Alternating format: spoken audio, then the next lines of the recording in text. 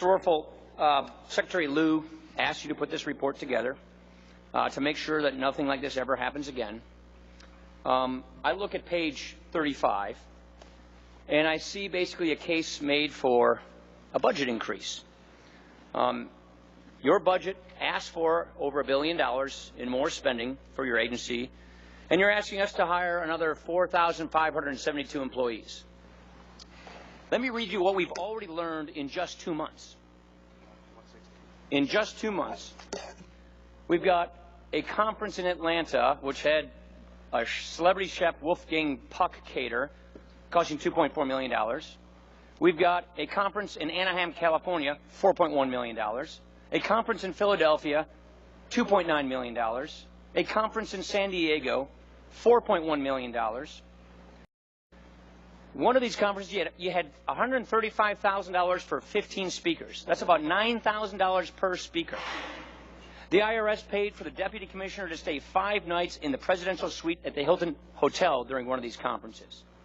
You paid $17,000 to a speaker to create paintings of Bono, Michael Jordan, Abraham Lincoln, and others. We hear a report of crony contracting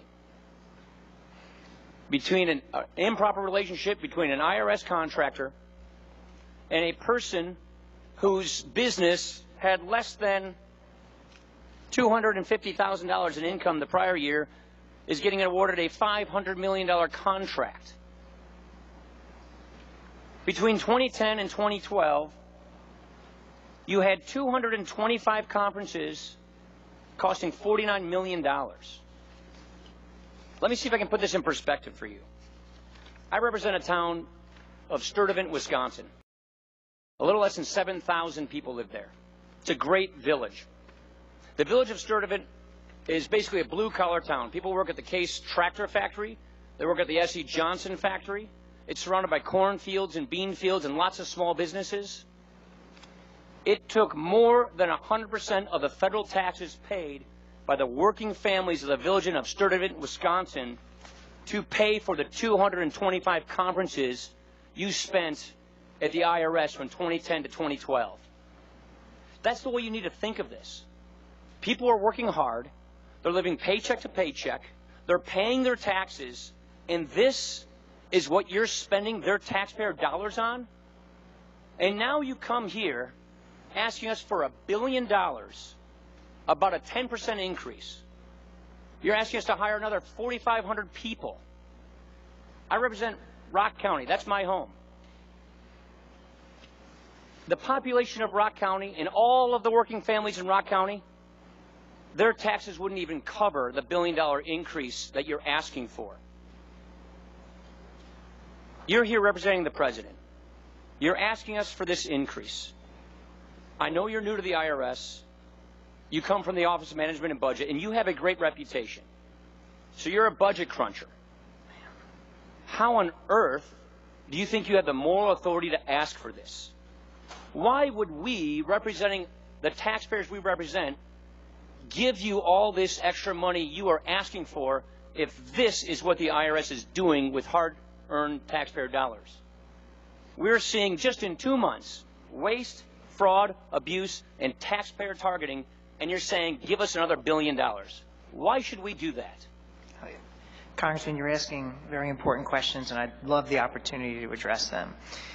First, I agree that the costs that you're referring to are excessive and in many cases inappropriate and should not have happened. The reports that are coming out that are identifying these are covering events that occurred 2 and 3 years ago.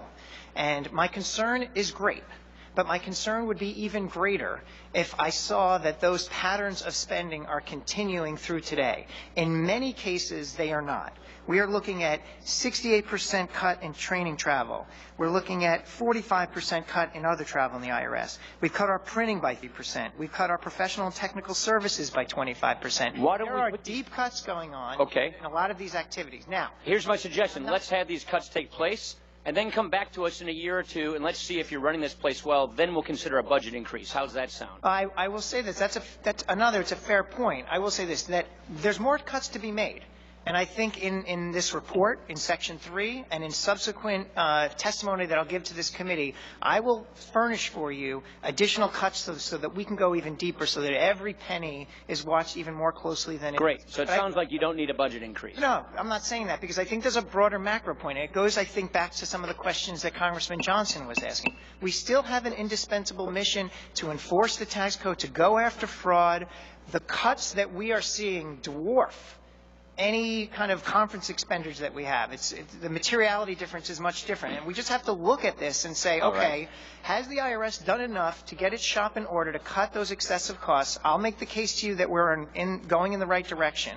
But I'll also make the case to you that if we underfund other critical priorities that lead to improved taxpayer service and improved enforcement of the tax code, then we're leaving dollars on the table for the American people, because every dollar spent by the IRS has a positive return. Just don't forget, you work for the taxpayer. It's not the other way around. I understand Time has expired.